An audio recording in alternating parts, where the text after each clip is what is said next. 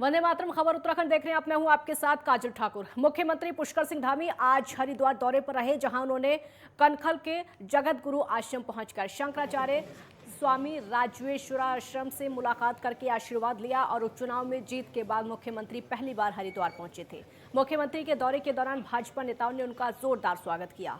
मुख्यमंत्री ने कहा कि आज गंगा दशहरा के पावन अवसर पर मां गंगा का आशीर्वाद लेने आया हूं। उन्होंने सभी श्रद्धालुओं और गंगा भक्तों को शुभकामनाएं दी और कहा कि उन्होंने मां गंगा से प्रदेश की खुशहाली के लिए कामना की है। चार धाम यात्रा पर बात करते हुए मुख्यमंत्री ने कहा कि सरकार का उद्देश्य है कि गंगा में पहुंच रहे श्रद्धालुओं को किसी भी तरह की दिक्कत ना हो, यात्रा सरल, सुगम और सुखद हो।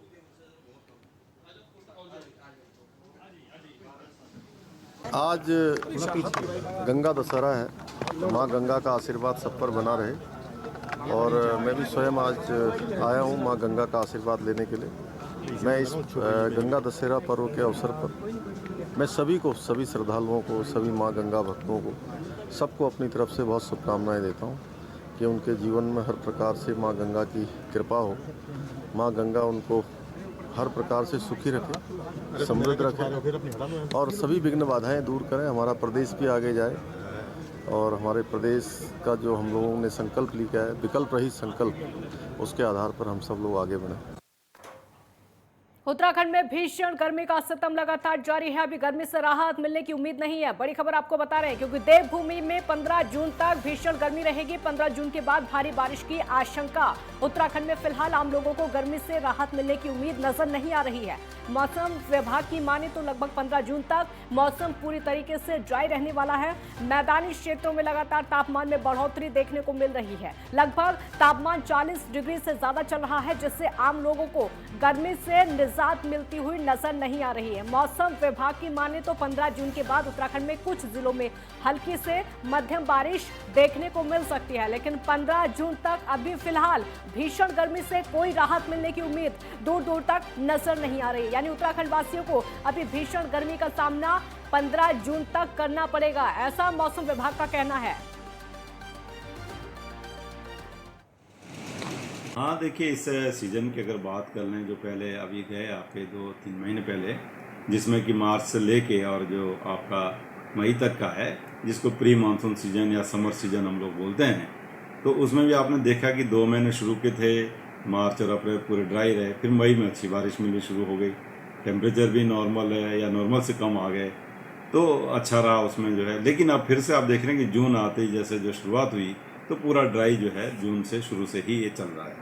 और तापमान जो जून में जो नॉर्मल भी है वो भी हायर रहते हैं। इस समय अगर उत्तराखंड की बात करें, चाहे वो मैदानी क्षेत्र है या पहाड़ों में भी वो बढ़ते ही हैं, लेकिन जब रेनफॉल एक्टिविटी नहीं मिलती तो उसमें फिर और भी जो है इजाफा हुआ है। तो अभी जो 1 तारीख से लेके और अभी आज 8 तारीख हो गई है जून की, जो है तो पूरा सप्ताह ऐसा गया कि जिसमें कि कोई रेनफॉल एक्टिविटी हुई नहीं।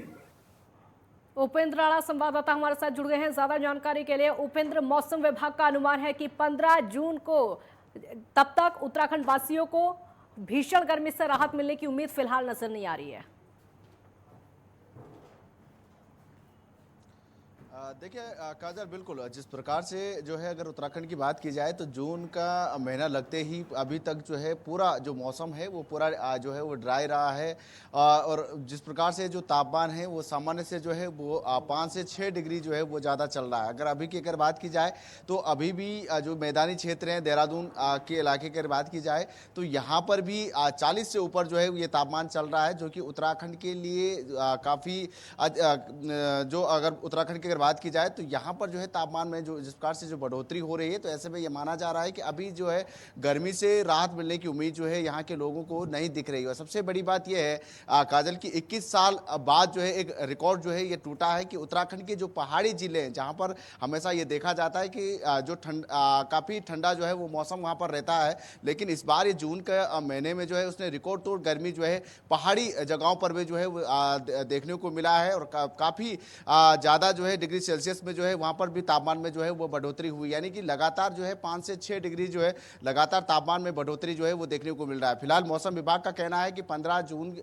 तक जो है अभी तक गर्मी से जो है वो राहत मिलने की उम्मीद जो है वो कहीं से नज़र नहीं आ रही है। हालांकि उसके बाद जो है कुछ कुछ जगहों पर जो है हल्की से मध्यम बारिश जो है कुछ जिलों में जो है वो जरूर देखने को मिल सकती है। जो पहाड़ी जिले हैं, चाहे उत्तरकाशी, चमोली, रुद्रप्रयाग की अगर बात की जाए तो इन जगहों पर हल्की से मध्यम बारिश जो है, जो हाई एल्टीट्यूड वाले जो एरिया है वहाँ पर हल्की मध्यम बारिश जो है वो देखने को मिल सकता है। हालांकि ये भी माना जा रहा है कि 20 जून के करीब जो है मौसम में परिवर्तन हो सकता है। उसके बाद जो है मानसून की आने की उम्मीद भी जो है यहाँ पर जताई जा रही है। मौसम विभाग का ये भी कहना है कि 20 जून के बाद जो है यहाँ पर जो है वो मानसून जो है वो आ जाएगा, जिससे गर्मी से जो है वो जरूर यहाँ पर जो है वो राहत मिलने की उम्मीद दिख रही है। लेकिन फिलहाल अभी कि अगर मौसम की बात की जाए तो 15 जून तक जो है अभी तक गर्मी से कोई राहत मिलने की उम्मीद नहीं दिख रही है। उपेंद्र, आमतौर पर होता यह है कि गर्मियों के दिनों में लोग जो होते हैं, जो पर्यटक होते हैं, वो पहाड़ी इलाकों का ज्यादातर रुख करते हैं, चाहे वो उत्तराखंड की बात हो या फिर हिमाचल की बात हो। ऐसे इलाकों का रुख करना चाहते हैं जहां पर उनको बर्फबारी देखने को मिले, जहां पर उनको भीषण गर्मी से राहत देखने को मिली। लेकिन इस बार का तापमान देखकर उत्तराखंड जाने पर भी लोगों को सोचना पड़ रहा है। बिल्कुल जाहिर सी बात है काजल, क्योंकि जब भी समर सीजन चलता है और ऐसे में जब जून में बच्चों की छुट्टियां रहती है तो दिल्ली और बाहर की राज्यों से जो है काफ़ी जगहों से जो है यहाँ पर पर्यटक जो है वो घूमने के लिए आते हैं, जो सैलानी हैं वो यहाँ पर घूमने के लिए आते हैं। हालांकि इस बार भी जो है काफ़ी संख्या में जो है चारधाम यात्रा के लिए तो आए हुए हैं यहाँ पर लोग, लेकिन जो पर्यटक स्थल जो सैलानी घूमने के लिए जैसे मसूरी, चक्राता या चौपता की तरफ जो जिस प्रकार से ओली का रुख जो है यहाँ पर पर्यटक करते हैं, इस बार भी काफ़ी संख्या में यहाँ पर घूमने के लिए जो है वो आए हुए हैं। मसूरी की बात की जाए तो कल जो है काफ़ी संख्या में यहाँ पर यात्री पहुँचे हुए थे, जिससे जो है पार्किंग भी पूरी तरीके से फुल हो चुकी थी, क्योंकि काफ़ी बड़ी पार्किंग जो है मसूरी में जो है पर्यटकों के लिए बनाई गई है, लेकिन वो भी पूरी तरीके से फुल हो गया था। पूरी जाम जो है वो मसूरी शहर में जो है वो लग चुका था, यानी कि काफ़ी संख्या में जो है वो जो पर्यटक हैं वो बाहर से यहाँ पर घूमने के लिए आ रहे हैं। लेकिन ये देखा जा रहा है कि उसके जो विपरीत अगर देखा जा रहा है कि जो पहाड़ी इलाके हैं वहाँ पर भी जिस प्रकार से जो है गर्मी से राहत पाने के लिए जिस प्रकार से पर्यटक यहाँ पर आते हैं, उसको भी वहाँ पर गर्मी से राहत दिखती हुई नहीं मिल रहा है, क्योंकि वहाँ पर भी काफ़ी भीषण गर्मी जो है वहाँ पर पड़ी हुई है। हालांकि मैदानी क्षेत्रों में ज़्यादातर जो है वह गर्मी देखने को मिल रही है, 40 से ऊपर जो है वो तापमान चल रहा है। लेकिन ये जरूर है कि जो पहाड़ी इलाके हैं वहाँ पर भी 35 के करीब जो है वो तापमान चल रहा है, जिससे काफ़ी गर्मी जो है पहाड़ी इलाकों में भी देखने को मिल रहा है। लेकिन जो सैलानी है वो भी काफ़ी संख्या में जो है उत्तराखंड घूमने के लिए आ रहे हैं। उपेंद्र, बहुत शुक्रिया आपका। जी बिल्कुल बिल्कुल बिल्कुल उपेंद्र, बहुत शुक्रिया आपका इस पूरी जानकारी के लिए। तो सैलानियों को भी अब सोचना पड़ रहा है। और वहीं ऋषिकेश परमार्थ निकेतन आश्रम में आज गंगा दशहरा के मौके पर स्वामी चिदानंद मुनि महाराज, साध्वी भगवती और खाद्य प्रसंस्करण उद्योग और राज्य मंत्री प्रहलाद सिंह पटेल ने मां गंगा में स्नान किया। ऋषि कुमारों के साथ में मिलकर मां गंगा की आरती की गई। और आपको बता दें कि आज गंगा दशहरा है, भारी मात्रा में लोग गंगा में स्नान करने के लिए ऋषिकेश पहुंच रहे हैं। भारत सरकार के जल शक्ति राज्य मंत्री प्रहलाद सिंह पटेल अपने पूरे परिवार के साथ में परमार्थ निकेतन पहुंचे। स्वामी मुनि जी महाराज के साथ में गंगा में स्नान किया। ये देखिए तस्वीरें भी आप देख सकते हैं आज किस तरीके से गंगा स्नान किया जा रहा है। ऋषि कुमारों के साथ में मिलकर आज यहाँ पर स्नान किया है। आज गंगा दशहरा, श्रद्धालु गंगा स्नान कर रहे हैं, क्योंकि आज के दिन गंगा स्नान करना पुण्य का काम माना जाता है। और यही वजह है कि आप सुबह से ही लगातार ये तस्वीरें देख रहे हैं। सभी लोग, संत हो, महंत हो या फिर आम लोग हो, गंगा में डुबकी लगाने के लिए आज पहुंचे हुए हैं। आज का दिन बेहद खास हो जाता है मां गंगा में स्नान करने का। काफी भीड़ लगी हुई है गंगा किनारे और लोग सुबह से ही गंगा स्नान करने के लिए भारी भीड़ के साथ पहुंच रहे हैं। चारधाम यात्रा में व्यवस्थाओं को लेकर विपक्ष ने सरकार पर सवाल खड़े कर दिए हैं। विपक्ष ने आरोप लगाया है कि देश के कोने कोने से श्रद्धालु चारों धामों में पहुंच रहे हैं, जहां उन्हें रजिस्ट्रेशन नहीं होने पर लौटाया जा रहा है। सरकार चारों धामों में श्रद्धालुओं के लिए व्यवस्थाएं करने में नाकामयाब हो रही है। रोजाना धामों में यात्रियों की मौतें हो रही हैं। वहीं विपक्ष के आरोपों पर बीजेपी ने पलटवार करते हुए कहा है कि कांग्रेस सिर्फ और सिर्फ अफवाह फैलाने का काम कर रही है। सूबे की सरकार यात्रा सुगम हो, इस बात पर फोकस कर रही है।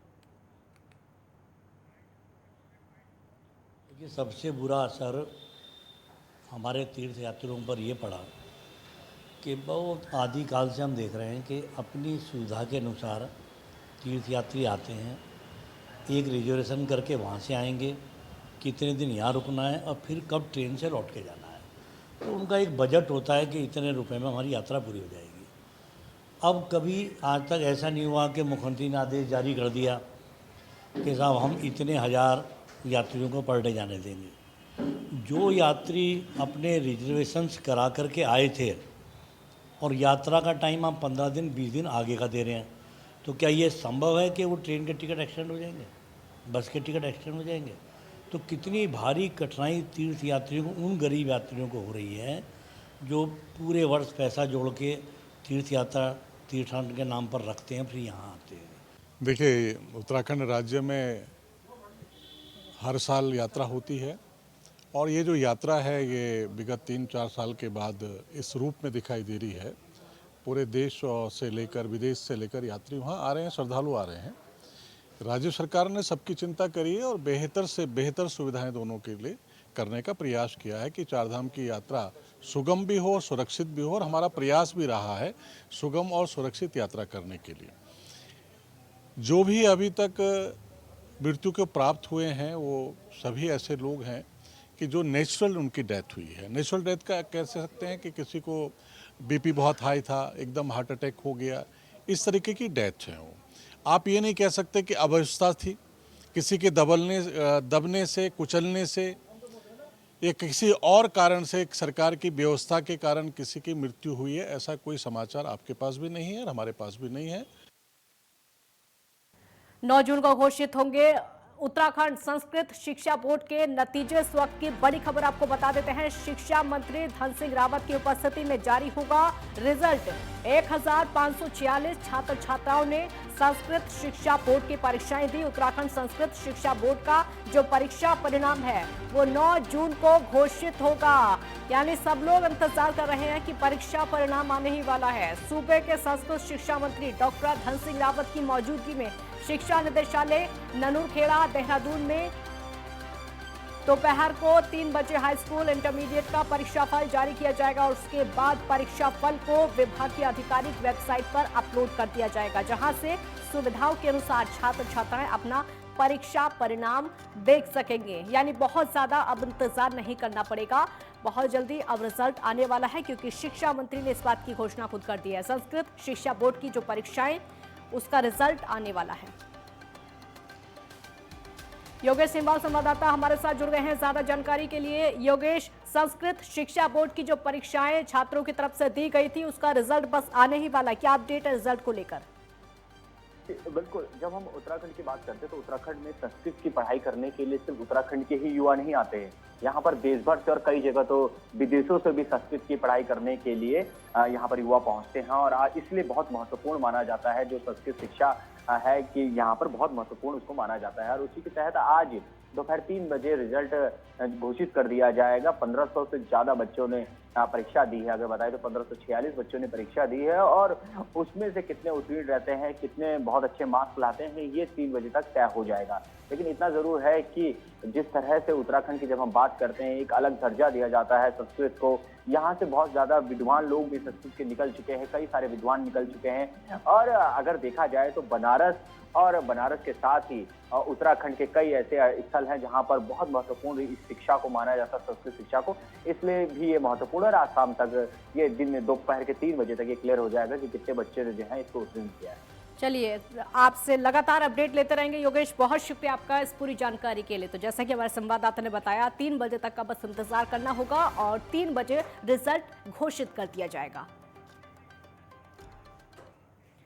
एक ब्रेक यहां पर रुकेंगे, जल्द लौटेंगे।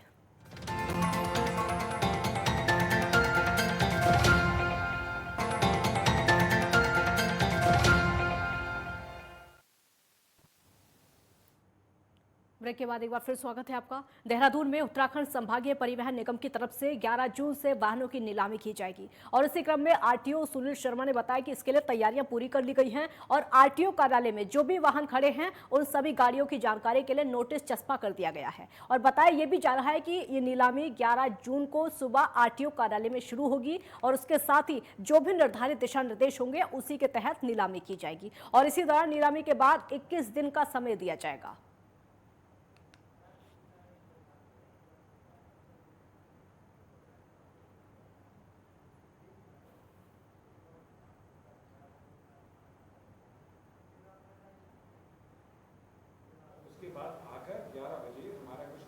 हमारे यहाँ देहरादून संभाग के अंदर हमारी बहुत सारी गाड़ियाँ हैं जो कि बंद खड़ी हुई हैं और जिन पर कि टैक्स बकाया है। उन बंद गाड़ियों की हम नीलामी करने जा रहे हैं 11 जून को और उसकी नीलामी देहरादून ऑफिस में होगी। ये लगभग 200 गाड़ियाँ हैं, 180 से 200 गाड़ियाँ हैं और नीलामी की प्रक्रिया यहीं 11 जून को आरटीओ ऑफिस में होगी और उसके नियम कानून हमने स्पष्ट कर दिए हैं। उसका हर एआरटीओ ऑफिस में उसका नोटिस बोर्ड पर चस्पा भी कर दिया गया है। जो हमारे अखबार हैं, मुख्य अखबार हैं, उन पर भी उसका एडवर्टाइजमेंट पहले निकाल दिया गया है। अब हम 11 तारीख को पूरी तरह तैयार हैं कि इसकी नीलामी बिल्कुल नियम अनुसार कर सकें। सरकार इस बार बजट सत्र को गैरसैंण में ना कराकर देहरादून में कराने जा रही है और इसको लेकर प्रदेश में सियासत गर्मा गई है। विपक्ष के साथ ही राज्य आंदोलनकारियों ने भी सरकार के खिलाफ मोर्चा खोल दिया है। राज्य आंदोलनकारी प्रदीप कुकरेती ने कहा है कि ग्रीष्मकालीन राजधानी गैरसैंण में बजट सत्र ना कराकर सरकार देहरादून में करा रही है, जिससे राज्य आंदोलनकारियों और उत्तराखंड शहीदों का अपमान किया जा रहा है। आपको बता दें कि 14 जून से देहरादून विधानसभा में बजट सत्र आहूत किया जा रहा है।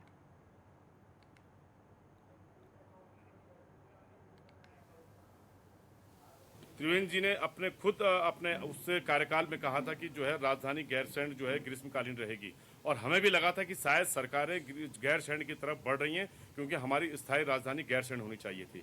और जिस प्रकार से धामी सरकार ने अचानक जो यू टर्न लिया है और देहरादून में वो सत्र करने जा रहे हैं तो ये उन शहीदों का अपमान है। राज्य आंदोलनकारियों की भावनाओं को ठेस पहुंचाने का काम किया है। सरकार को चाहिए था कि वहां पर इंफ्रास्ट्रक्चर तैयार होना चाहिए था और मुझे लगता है कि उनका इंफ्रास्ट्रक्चर वहां पर तैयार नहीं है। अधिकारी उस जिम्मेदारी से बचना चाह रहे हैं और कारण बताया जा रहा है 4 धाम यात्रा। तो क्या 4 धाम यात्रा प्रतिवर्ष नहीं होगी? हमेशा हमारे यहाँ 4 धाम यात्रा होती है और यही सीजन रहता है। तो इस बात के लिए सरकार को जो है उसको सफाई देनी चाहिए, सच्चाई बतानी चाहिए और तत्काल जो है उनको जो है फैसला लेके ग्रीष्मकालीन जो है गैरसैंण में अपना सत्र आहूत करना चाहिए। भारत नेपाल सीमा पर खटीमा वन विभाग की ओर से पौधारोपण का काम नेपाली नागरिकों के विरोध के चलते ठप है। आपको बता दें कि पौधारोपण के लिए यहां पर 1000 पोल लगाने का काम किया जाना है, जिसमें खटीमा रेंजर ने मामले की जानकारी उच्च अधिकारियों को दी है। आपको बता दें कि भारत नेपाल सीमा पर पिलर संख्या 14 के पास 25 हेक्टेयर जमीन पर खटीमा वन विभाग की ओर से पौधारोपण का काम प्रस्तावित है। इसके लिए चयनित जमीन पर 1000 पोल लगाए जाने हैं, जिन पर पौधों की सुरक्षा के लिए तारबाड़ की जाएगी, जिसमें कि वन विभाग अंदरूनी क्षेत्र में तारबाड़ कर चुका है। लेकिन 3 जून को वनकर्मी मजदूरों को लेकर पिलर 14 के पास पहुंचे तो नेपाली नागरिकों ने इसका विरोध शुरू कर दिया, जिसके बाद रेंजर आरएस मंडाले ने बताया कि नेपाली नागरिकों ने पोल उखाड़ दिए हैं। फिलहाल इस मामले में एसएसबी और कमांडेंट और डीएफओ को पत्र सौंपकर पूरे मामले की जांच की बात कही गई है, जिसमें उच्च अधिकारियों के निर्देश पर आगे की कार्रवाई की जाएगी। विभाग द्वारा वन विभाग खटीमा के द्वारा तराजू वन प्रभाग के अंतर्गत जो है कैंपा योजना के अंतर्गत 2 प्लाट 10 हेक्टेयर और 15 हेक्टेयर का जो है एक कार्य योजना के अनुसार जो है वृक्षारोपण प्रस्तावित था, जिसके उपरांत हमारे द्वारा जो है पहले ही खंबे और तार फेंसिंग कर दी गई, गड्ढे खोद दिए गए थे। कुछ नेपाली नागरिकों द्वारा जो है 3 तारीख को जो है उसमें जो है तारबाड़ को और खंभों को उखाड़ करके फेंक दिया गया था। इसको लेकर जो है खटीमा प्रशासन हमारा वन विभाग हो गया और खटीमा तहसील से जो है एसडीएम साहब भी गए थे और आज जो है तहसील से जो है तहसीलदार मैडम गई थी। उत्तराखंड में लगातार बढ़ रहे तापमान के साथ में बीमारियों का ग्राफ बढ़ने लगा है और इस बात की तस्दीक उप जिला चिकित्सालय में की गई है, क्योंकि लगातार मरीजों की संख्या बढ़ती जा रही है। आपको बता दें कि अस्पताल में इन दिनों डायरिया, उल्टी, बुखार के मरीजों की संख्या खासी बढ़ गई है और वहीं अस्पताल के प्रभारी चिकित्सक डॉक्टर विजय कुमार की माने तो लगातार बढ़ रहे तापमान से बीमारियां बढ़ रही हैं। इस मौसम में लोगों को सावधान रहने की जरूरत है। उन्होंने लोगों से साफ पानी पीने की अपील की है और उसके साथ साथ स्वच्छ और ताज़ा खाना खाने की अपील की है। उन्होंने बताया है कि इस दौरान बच्चों के प्रति सावधान रहने की जरूरत है। जरा सी लापरवाही जान के लिए भारी पड़ सकती है। ये हर साल ही होता है। इस बार भी उल्टी पेचिस के मरीजों की संख्या बढ़ी है। ओपीडी में भी आ रहे हैं, भर्ती भी हो रहे हैं। तो लोगों से मेरा अनुरोध है कि अपने खाने पीने का विशेष ध्यान रखें। पानी सिर्फ फिल्टर का या उबला हुआ पानी ही इस्तेमाल करें, कच्चा पानी इस्तेमाल ना करें। और जो भी फल वगैरह बाजार से खरीदते हैं वो बिल्कुल धो के प्रॉपरली खाएं। और पका हुआ खाना, ताज़ा खाना खाएं, बासी खाना बिल्कुल ना खाएं, अन्यथा ये बीमारी बहुत जल्दी हो जाती है। खास करके बच्चों के में ये बीमारी जानलेवा हो सकती है। और गर्मी का मौसम है तो इसमें पसीना बहुत आता है, तो शरीर में पानी की कमी होने का डर रहता है। जोशीमठ में गंगा दशहरा पर्व पर बद्रीनाथ धाम में सुबह से ही श्रद्धालुओं की भारी भीड़ उमड़ी है। सुबह से ही श्रद्धालुओं ने अलकनंदा और तप्त कुंड में डुबकी लगाकर स्नान किया है। इस दौरान सभी श्रद्धालुओं ने स्नान के बाद बद्रीनाथ के दर्शन करके आशीर्वाद लिया।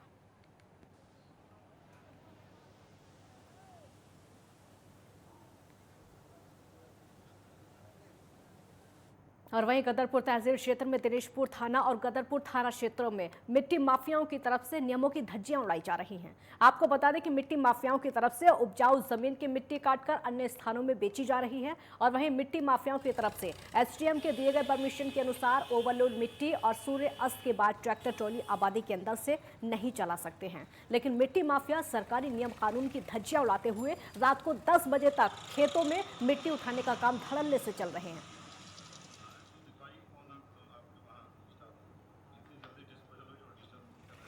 तो रात में चलाने की परमिशन है। गलपार जो एनएचआई का वर्क चल रहा हमारा बाईपास का, उसी में 24/7 की अनुमति है। अन्य को किसी प्रकार की अनुमति नहीं है। उसमें पुलिस को, प्रशासनिक जो हमारे तहसीलदार वगैरह, उनको कार्रवाई करनी चाहिए। मेरी तरफ से पूरा हुआ है कि कोई भी इस तरह का इलीगल करता हुआ पाया जाए तो उसको गाड़ियों को सीज करें और उस पर कार्रवाई करें। खबर उत्तराखंड में फिलहाल इतना ही। आप देखते रहिए नेटवर्क 10। जय हिंद।